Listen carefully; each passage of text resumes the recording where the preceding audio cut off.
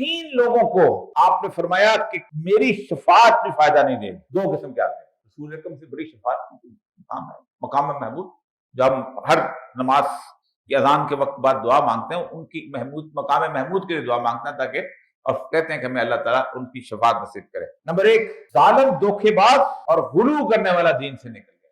ظالم دھوکے باز حکمران. پھر فرمایا افضل الجہاد کلمۃ عدل عند سلطان الجاہل. آپ صلی اللہ علیہ وسلم کی حدیث ہے کہ آپ گھوڑے پہ سوار تھے، ہو رہے تھے، رکاب کے پاؤں رکھا تھا ایک پہ، تو آپ نے کہا دیکھو سنو، افضل الجہاد، کسی جگہ جا کے قتل کرنا، جنگ میں لڑنا، قادسیہ میں لڑنا، بدر میں لڑنا، احد میں لڑنا، کسی اور بھی جگہ لڑنا، کسی پاکستان انڈیا کی لڑائی لڑنا، ان سب سے افضل جہاد جو ہے وہ کیا ہے کہ ظالم بادشاہ کے سامنے کلمہ حق ہے. افضل الجہاد، ہر تمغے سے بڑا تمغہ اللہ کے حکم دیتا ہے. اور پھر جو اگلا اس کے بعد حدیث ہے، فرمایا دیکھو یاد رکھو سید الشہداء، سید الشہداء جو ہیں وہ سیدنا حمزہ ہیں. اور یاد رکھو وہ شخص بھی سید الشہداء ہے جس نے ظالم بادشاہ کے سامنے کلمہ حق کہا اور اسے قتل کر دیا.